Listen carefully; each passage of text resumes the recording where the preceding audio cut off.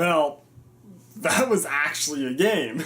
Canada beat Switzerland 3-2 in the second game of the preliminary round of the World Junior Championship. This game was quite a bit closer than last night's 14-0 blowout against Denmark, and really was Canada's first real challenge of this tournament.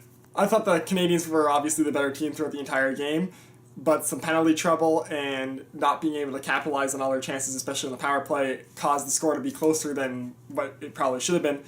So, well, it might have been a slightly disappointing performance for the Canucks, not a world-ending one. Ian Scott, the Maple Leafs prospect netminder, was a little shaky to start off in the first, but I think after the first Swiss goal, he really found his footing, had that one spectacular save right after the goal, and then was quite solid throughout the rest of the game, with the exception of the second Swiss goal, which was on a power play, so you can't really put that too much on him. Overall, I think Canada's best defender was Ty Smith. He was fantastic quarterback in the second power play. He was just solid all around, didn't make any mistakes, was very good moving the puck. I also thought Josh Brook played a very solid game. He was just solid all around. He was quite solid last game as well, so he's been a good defender for Canada starting to start off this tournament. And to round out the stars on the back end, Noah Dobson obviously scoring the goal that would end up being the game winner. On the forward side of things, I thought the third line of Frost, Hayden, and Leeson was just great for a second straight game. They didn't score, but just whatever they were on the ice, they were pretty much in the offensive zone.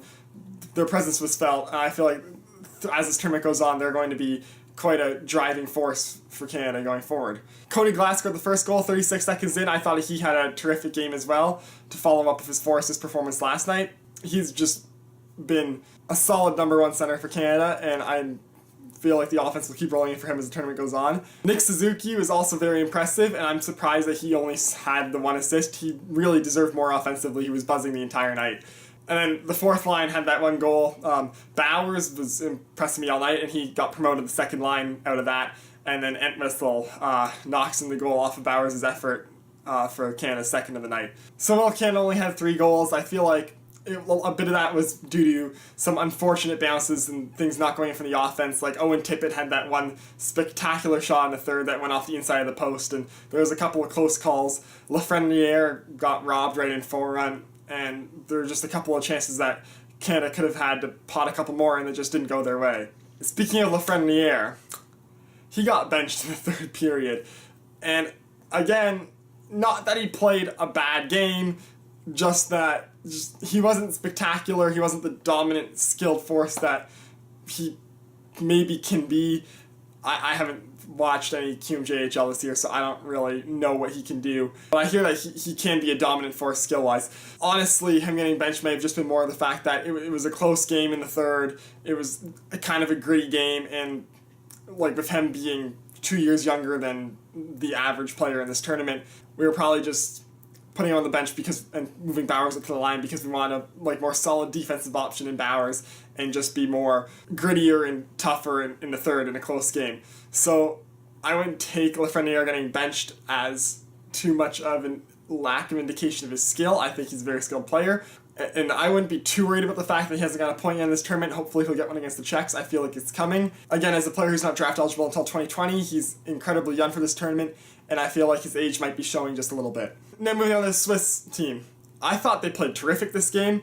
It was a great classic underdog sort of performance, being incredibly strong defensively, not letting Canada get an infinite amount of chances and shots like Denmark let Canada get far too many chances, far too many shots. They really kept Canada's shot count down, kept Canada's chance count down, and got some power plays and made the most of them, which I know was a problem for them because they were 1 for 6 against the Czech Republic yesterday. So the fact that they went and got 2 power play goals was incredibly important for them to stay in the game. Kurashev scoring both of them, he was fantastic.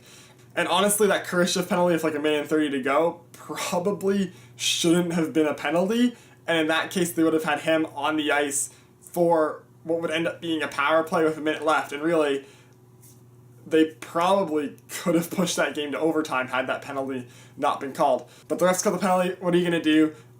They almost took Canada to overtime, which for them is an incredible feat.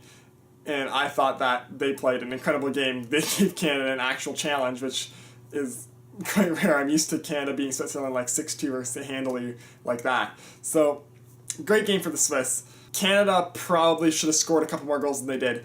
And overall, I think we got a good indication of what both of these teams can do going forward in this tournament.